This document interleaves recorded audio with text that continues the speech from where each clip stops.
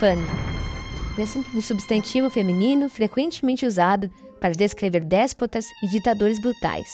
E nenhuma palavra se encaixa melhor com o personagem do vídeo de hoje. Chegou a hora de te contar a história de um dos maiores tiranos de todos os tempos.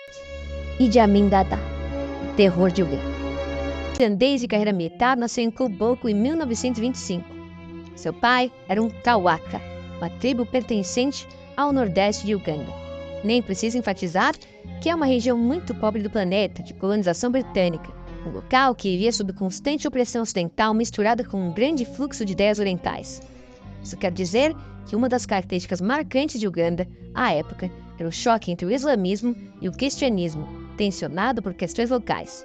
Andreas Yaribe, o pai de Idi Amin, nasceu católico e se converteu para o islamismo, isso antes de sumir de sua vida.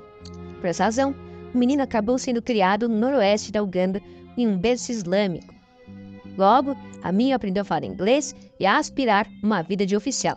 Ali pelo final da década de 40, o jovem entrou no exército colonial britânico como cozinheiro, mas se dedicou inicialmente ao boxe. Se tivesse focado na sua carreira de pugilista, talvez tivesse sido um bom atleta. Afinal, foi multicampeão em vários torneios pela África.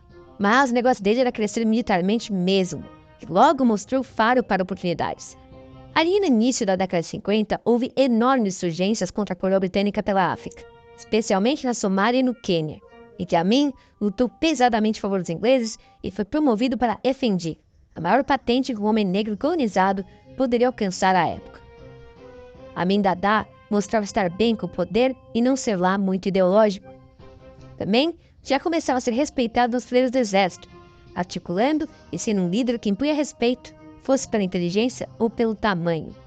Mas Uganda tinha um problema sério de união. O norte e o sul não se davam lá muito bem por questões culturais e étnicas. No caso, o sul tinha um reino fantoche, controlado pela coroa inglesa. Ou seja, haviam então os pró-coroa e os nacionalistas. Idi Amin era um híbrido entre os dois grupos. Dentro dos nacionalistas ugandeses existia um sujeito chamado Milton Obote. Obote subia na importância política e Idi Amin na militar. Muito bem, no início da década de 60, Idi Amin já era um tenente. Em 1961, após uma eleição local positiva para os nacionalistas, foi criada uma coalizão entre separatistas e representantes de reinos locais que fez com que Obote chegasse ao poder. Em 1962, uma forte agitação social em Uganda, Obote negocia de forma positiva a independência do país, ao mesmo tempo que Idi Amin seguia crescendo um novo exército local. A questão é que, mesmo havendo muita pobreza, Uganda tinha outra coisa em abundância: o ouro. E isso unia ele e Obote. E o tráfico de ouro, os dois, acabou sendo tema de debate no parlamento. Amin, que já era o homem mais poderoso das Forças Armadas de Uganda, estava junto com o presidente, ganhando muito dinheiro com ouro. Mas foi aí que começou uma série de golpes. Obote golpeia o parlamento com apoio irrestrito de Amin. Em seguida, leva um golpe do próprio partido no final da década de 60. E isso deixa o país mais caótico ainda. E acreditem, a bagunça era tanto que o mesmo consegue permanecer no poder. Até que Amin, já brigado com Obote, viu uma oportunidade. Com o apoio total das forças locais, Amin deu um golpe de Estado como se fosse um rolo compressor em 1971. E aí começou a tal infâmia. Ele se autoproclamou presidente vitalício de Uganda. Já Obote fugiu para a Tanzânia. Uganda virou um estado militar em que os direitos civis estavam totalmente suspensos e apoiadores de Obote eram brutalmente perseguidos. Logo no começo, Idi mudou bruscamente seu pensamento ideológico.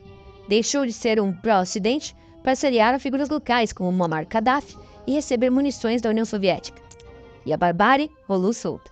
Militares oposicionistas, grupos étnicos rivais, políticos do período pós-independência e milhares de pessoas foram sumariamente perseguidas e executadas. Estima-se que durante os 8 anos da ditadura de Amin, cerca de 300 mil pessoas foram executadas. Nem membros de sua família escaparam disso.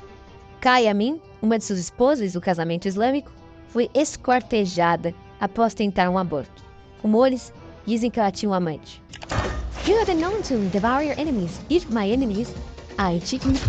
Outro ponto da infâmia de Amin foi uma carta que escrevera para a rainha Elizabeth II, em que disse que se o monarca quisesse conhecer um homem de verdade, deveria visitá-lo em Uganda. O episódio foi determinante para o rompimento de relação com os britânicos. Em resposta, Amin se autoproclamou rei da Escócia. Por isso, o excelente filme que conta essa história chama-se O Último Rei da Escócia. Mas muito bem, em termos internos, além de ser um genocida clássico, Amin Dada era profundamente incompetente em termos de administração pública. O país, na década de 70, derretia na batalha contra a inflação e a pobreza. E ao invés de achar soluções positivas, ali por 72 e 73, ele respondeu à crise com o que mais conhecia, a violência. Decidiu expulsar e perseguir os asiáticos do país, com atenção especial para os indianos, que, durante o período colonial, tinham sido usados via coroa como força de trabalho, mais uma convivência forçada pelo colonialismo inglês. Só que, eventualmente, esses indianos criaram raízes no local. Em certa altura, muitos dos expulsos nem indianos eram mais, eram ugandeses como antepassados indianos. Esses hindu-ugandeses eram pequenos comerciantes e as poucas grandes empresas do local eram de origem asiática. Portanto, as grandes e pequenas empresas fugiram de lá. E veja só, os asiáticos respondiam por nada menos do que 90% dos impostos que Amin recebia. Ou seja, em pouquíssimo tempo, o ditador fez com que a atividade econômica sumisse de Uganda. Lá virou apenas um playground do último rei da Escócia. Óbvio que essa foi uma decisão completamente estúpida. Eventualmente, Amin percebeu que era uma besta e pediu para os asiáticos voltarem para o seu país. Mas não deu certo, o estrago já estava feito. Também vai destacar outro episódio marcante no governo de Amin, foi a Operação Entebbe. Revolucionários palestinos, ou terroristas, a depender aí da sua leitura, sequestraram um avião da Air France na Alemanha no dia 4 de julho de 1976. Eles desceram com a aeronave no aeroporto internacional de Entebbe, o principal de Uganda. Ela estava cheia de israelenses e o resultado foi uma operação de resgate por parte das forças de Israel, matando bastante soldados do governo de Uganda, além de palestinos. O que havia de credibilidade em Amin morrer ali. Outra nuance do dia a dia de Uganda era sua relação com a vizinha Tanzânia. O governo da Tanzânia havia recebido o Obote como refugiado.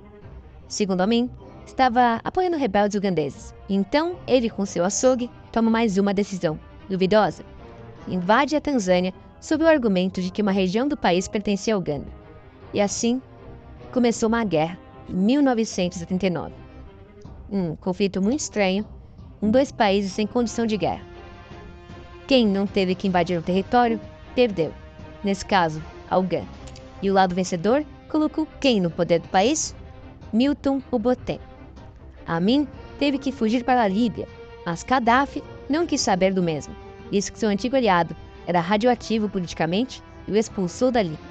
Em seguida, Amin encontrou refúgio na Arábia Saudita. O exilado até tentou organizar insurgências, mas não conseguiu.